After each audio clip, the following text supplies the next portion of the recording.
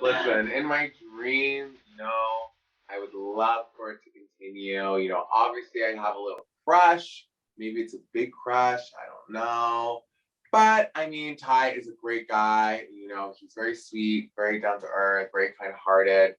And, I think I really do have a lifelong friend in Ty, and I'm very thankful for that. But I mean, we'll see what happens. I think 100%. I think whenever you have representation and representation shown on such a big platform, when you have people that look like you and are shown in media, you feel like you're included and that you have a seat at the table. So I think 100% by having such a diverse, such a unique, such a kind and loving cast, I think that played a huge part in how well the ratings felt because everyone felt like they related to someone in that house or they could see themselves in someone in that house. Absolutely. Especially too, even if it's not your representation being shown, when you see someone do something that's never been done, that's empowering. Mm-hmm. Do you know what I mean? Even if that's not your connection, it was a gift. It was beautiful. I was very happy to be a part of that. Same, 100%. 100%.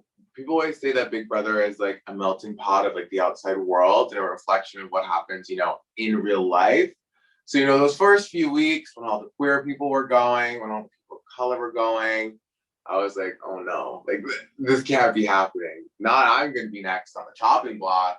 But then I think that people really did start, I don't think that had any role or any play in anything.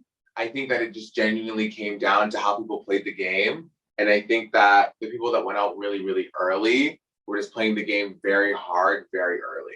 Going into the finale, thinking that if it's me and Ty, that we will be, setting a precedence, breaking the mold and kind of, transcending not only this TV show, but, society and the way that society has been working. And with, such a crazy year and everything that has been going on and us having such a big paradigm shift, it was really exciting to be part of history and knowing that no matter what, at the end of the day, that there will be, a person of color who is winning a Black winner, which has never happened in North America, was something that was really, settling to me. And I just really hope that by me and Ty being there, we really showed everyone that it doesn't matter, how you've been represented in the media or how you may think you may be represented in the media, that as long as you're true to yourself, it doesn't matter what you are, it matters who you are, and that you can do anything you set your mind to, even winning a TV show. Yeah. No, I wanted to come in and I wanted to compete. I was getting frustrated that I was doing so poorly in the beginning. Like I kept saying, I'm like, oh, this is not the game that I thought I'd be playing. Like I wanted to come in, I wanted to be fierce. I was excited for the comps and I was literally just waiting for my moment. And I am so happy that I got it. The comps this year were very geared for anyone. Like they were very evil level playing field. Anyone could potentially do well at them. Yes, were there some physical ones?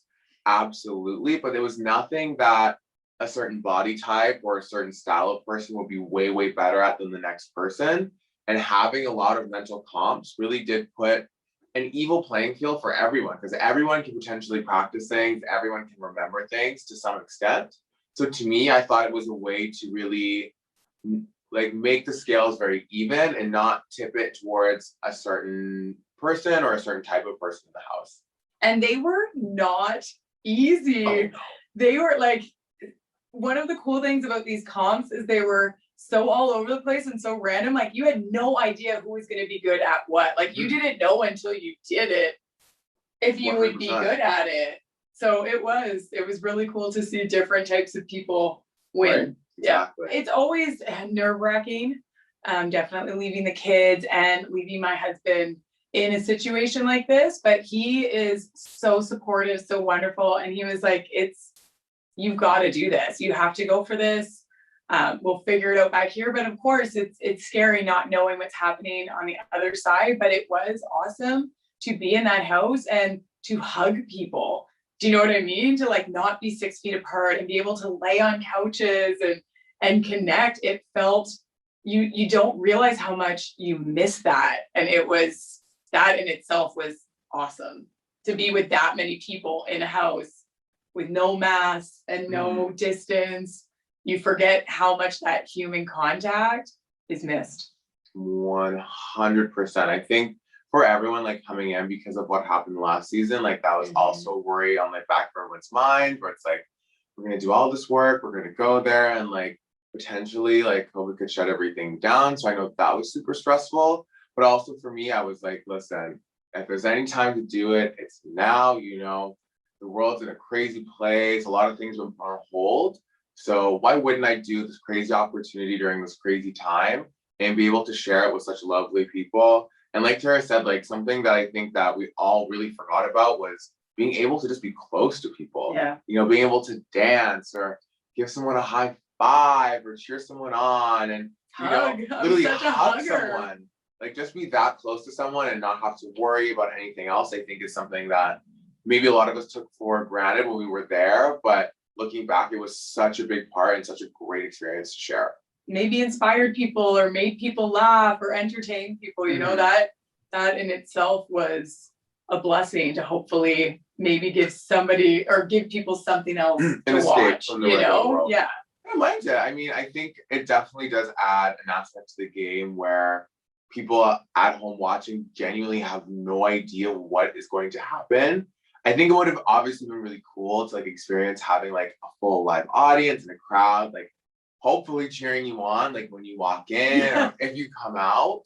But I mean, I didn't mind it, honestly. It felt very the way everything was handled felt very natural.